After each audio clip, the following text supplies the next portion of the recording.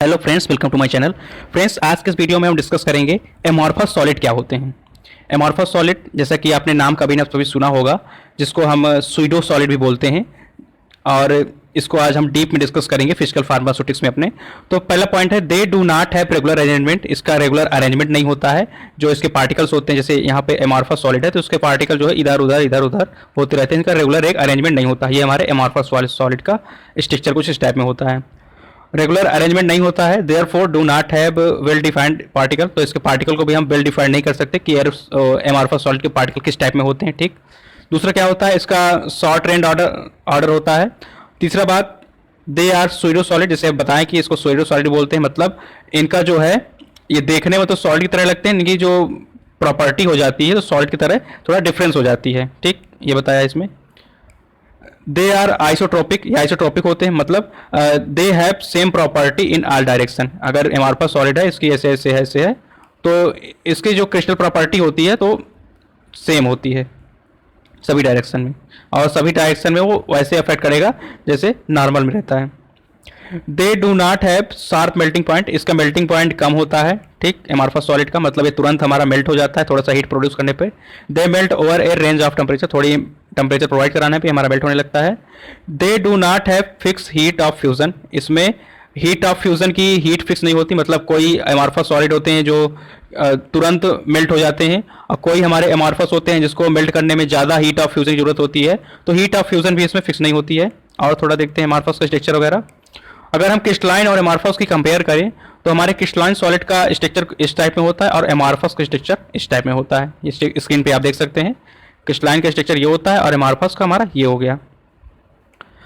अगला अगर हम डिफरेंस देखें एमॉर्फस सॉलिड और क्रिस्टलाइन सॉलिड में, तो पहला डिफरेंस आता है, amorphous solid do not have order structure. Amorphous solid का एक सुटेबल या फिक्स स्ट्रक्चर या ऑर्डर स्ट्रक्चर नहीं होता है, और क्रिस्टलाइन का एक ऑर्डर स्ट्रक्चर होता है, जो अभी आपने यहाँ पे देखा स्ट्रक्चर में इसके। एक इस लाइन में देखिए एक ऑर्डर स्ट्रक्चर है, ये विदाउट ऑर्डर स्ट्रक्चर है। दूसरा, do not have sharp melting point. Amorphous का मेल्टिंग पॉइंट नहीं होता है ज़्यादा, और जो क्रिस्टलाइन होते हैं उसके लिए मेल्टिंग पॉइंट ज़्यादा होता है, मतलब उसको पिघलाने के लिए ज़्यादा हीट रिक्वायरमेंट होती है। Have no characteristic heat of fusion.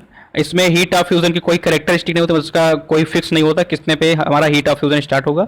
और जो क्रिस्टलाइन हमारा होता है उसमें एक डिफिनेट हीट ऑफ फ्यूजन होता है, मतलब कोई अगर क्रिस्टल है उसका मेल्टिंग पॉइंट एक फिक्स होगा, इसलिए उसका हीट ऑफ फ्यूजन भी फिक्स होगा उसमें। और हमारे एमॉर्फस में दूसरा आता है कि isotropic, since they have same physical property in all direction. ये आइसोट्रोपिक होते हैं, इसीलिए इनकी जो फिजिकल प्रॉपर्टी होती है सभी डायरेक्शन में सेम होती है। किसी भी प्रकार का हमारा एमॉर्फस सॉलिड हो उसकी फिजिकल प्रॉपर्टी सबकी सेम होगी। और जो हमारे क्रिस्टलाइन होते हैं तो एनिसोट्रोपिक होते हैं, मतलब their physical property are different in different direction.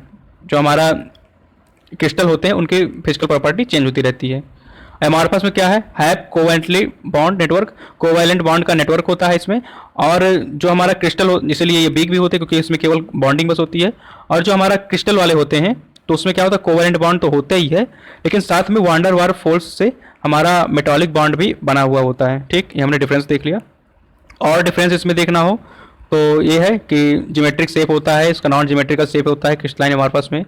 और ऑर्डर अरेंजमेंट जो भी देख लिया, लॉन्ग रेंज ऑर्डर होते हैं या शॉर्ट रेंज ऑर्डर होते हैं। इसका शार्प मेल्टिंग पॉइंट होता है, इसमें मेल्टिंग और बॉइलिंग पॉइंट शार्प नहीं होता है। यही सब इसमें। और इसका एग्जाम्पल अगर देखें तो हमारा क्रिस्टलाइन सॉलिड का एग्जाम्पल है सोडियम क्लोराइड, सल्फर, शुगर। और वही हम एमॉर्फस सॉलिड का एग्जाम्पल देखो तो यहाँ पर रबड़, प्लास्टिक, ग्लास, ये सब क्या है हमारे एमॉर्फस सॉलिड के एग्जाम्पल है। रबड़, प्लास्टिक या ग्लास यहाँ पे। ठीक, यह हमारा एमॉर्फस यहाँ पे खत्म हुआ। अब अगला टॉपिक हमारा जो सिलेबस में दिया है वो है पॉलीमॉर्फिज्म। पॉलीमॉर्फिज्म को समझते हैं, पहले इसका इंट्रोडक्शन देखते हैं। Polymorphism is defined as ability of solid material to exist in two or more crystalline form.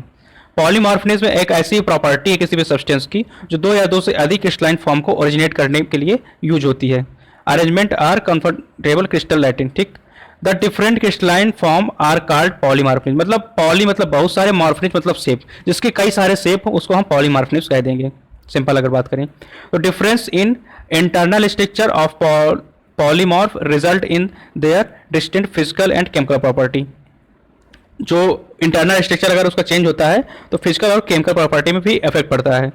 More than 50% APIs are estimated to have more than one polymorph. जो 50% हमारे एपीआई फॉर्म होते हैं वो हमारे लगभग पॉलीमॉर्फिक फॉर्म में ही होते हैं। Best non polymorphic showing significantly different bio availability and क्लोरोफिनार, ये हमारा एग्जाम्पल दिया है।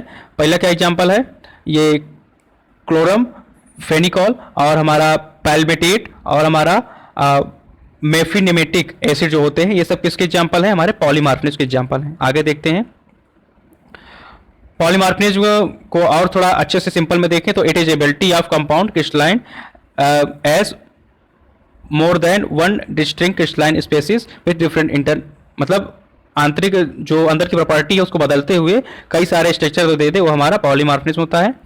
Different crystalline form are called polymorph, कई सारे क्रिस्टल के फॉर्म हमारे पॉलीमॉर्फ हो गए। और इसमें पॉलीमॉर्फिज्म को दो टाइप में डिवाइड किया गया है, पहला हमारा एनेंटियोट्रॉप, दूसरा हमारा मोनोट्रॉपिक। एनेंटियोट्रॉपिक और मोनोट्रॉपिक में डिवाइड किया गया है। एनेंटियोट्रॉपिक क्या होता है और मोनोट्रॉपिक क्या होता है, बहुत ही सिंपल वे में यहाँ पर समझ लेते हैं।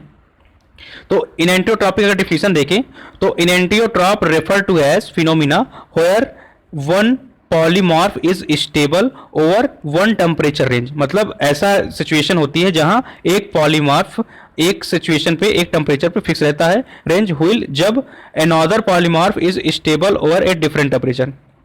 ठीक है, जो हमारे इनेंटियोट्रॉपिक पॉलीमॉर्फिज्म होते हैं वो एक टेम्परेचर पे एक स्टेबल पोजीशन पे रहते हैं, जबकि जो दूसरे टाइप के पॉलीमॉर्फिज्म होते हैं वो टेम्परेचर फिक्स रहते हुए भी डिफरेंट चेंज होते रहते हैं।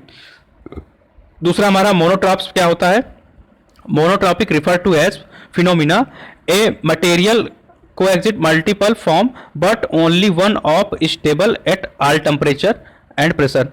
ये इसका डायरेक्ट अपोजिट होता है, यहाँ पे आप देख सकते हैं, पढ़ सकते हैं आप। यहाँ पे अगर स्टेबिलिटी देखें तो दोनों की स्टेबिलिटी अगर कंपेयर करें तो हमारा जो एनेंटियोट्रॉप होता है, तो enantiotrope there are two or more polymorph state that are stable at two different temperature range. यहाँ पे दो या दो से अधिक पॉलीमॉर्फिक स्टेट होती है अगर स्टेबिलिटी की बात करें।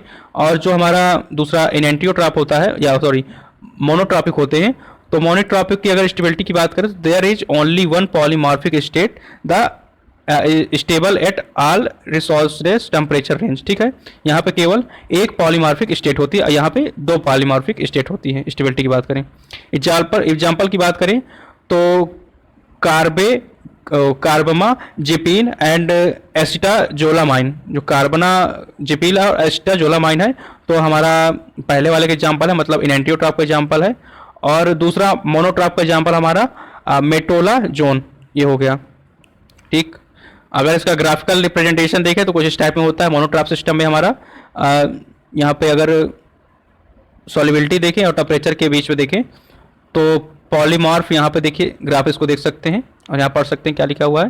ये पीडीएफ आपको इसी वीडियो का डिस्क्रिप्शन बॉक्स में मिल जाएगा, आप डाउनलोड कर सकते हैं। और यहाँ पे मेन चीज़, यहाँ पे जो फंडा है इनेंटियोट्रॉप और मोनोट्रॉप का, तो इनेंटियोट्रॉप में क्या होता है, change form from one form to another form. Reversible reaction हमारा इनेंटियोट्रॉपिक पॉलीमॉर्फिज्म जो हमारा तो रिवर्सिबल रिएक्शन देता है। जैसे हमारा यहाँ से मेटास्टेबल फॉर्म है, यहाँ से स्टेबल फॉर्म बना, फिर स्टेबल फॉर्म से हमारा मेटास्टेबल फॉर्म बन गया। ठीक है, और यहाँ पे दूसरी जगह देखें तो जो हमारा मोनोट्रॉपिक पॉलीमॉर्फिज्म होता है तो transition take place in one direction only, तो केवल एक डायरेक्शन पे चेंज होता है और ये रिवर्सिबल नहीं होता है, केवल एक डायरेक्शन पे चेंज होता है। ये हमारा होता है मोनोट्रॉपिक पॉलीमॉर्फिज्म। ठीक, यहाँ पे हमने इनेंटियोट्रॉप और मोनोट्रॉप को पढ़ा। आगे यही चीज़ है मोनोट्रॉप और एनेंटियोट्रॉप के बारे में, ये पीडीएफ आप डाउनलोड कर लेंगे, उसको अच्छे से पढ़ सकते हैं। अब यहाँ पे पॉलीमॉर्फिज्म की एप्लीकेशन देख सकते हैं, जितना आता है इसमें। इंपॉर्टेंट क्या है, एप्लीकेशन क्या है, टाइप क्या है, यही पूछ सकता है। तो influence variancy of API property including flowability, tableting, dissolution rate, solubility, stability, even biological performance including efficiency and toxicity, ये सब क्या है, पॉलीमॉर्फिज्म का एप्लीकेशन इन सब की मेंटेनेंस में किया जाता है। ठीक है, और इसका एप्लीकेशन देखते हैं। Enhance the shelf life of product will help to maintain the potency as plan are desire, और जो हमारा प्रोडक्ट होगा फार्मास्यूटिकल तो उसकी जो सेल्फ लाइफ है उसको क्या करने में, इंक्रीज करने, मतलब उसको एक टाइप से प्रिजर्व करने में भी हम यहाँ पे पॉलीमॉर्फिज्म को यूज कर सकते हैं। और metastable form so better bio availability and therefore prefer a only 10% are meta stable form. यहाँ पे मेटा स्टेबल फॉर्म जो होता है, मतलब जो हमारा यहाँ पे मेटा स्टेबल फॉर्म दिखाए थे, मेटा स्टेबल फॉर्म में क्या होता है, एक फॉर्म से स्टेबल में जाता है, फिर हमारा स्टेबल से यहाँ पे बदल जाता है। और ये किस में प्रॉपर्टी है, ये हमारा इनएंटियोट्रॉपिक प्रॉपर्टी होती है पॉलीमॉर्फिज्म की। और जो केवल एक स्टेट में जाता है तो हमारा मोनोट्रॉपिक पॉलीमॉर्फिज्म की प्रॉपर्टी होती है। इसका एप्लीकेशन हो गए, और ये पीडीएफ आप इसी वीडियो के डिस्क्रिप्शन बॉक्स से डाउनलोड कर सकते हैं। Thank you. हमारे चैनल को सब्सक्राइब कीजिए और सपोर्ट कीजिए। अब अगले वीडियो से दूसरा टॉपिक लेंगे हम। Thank you.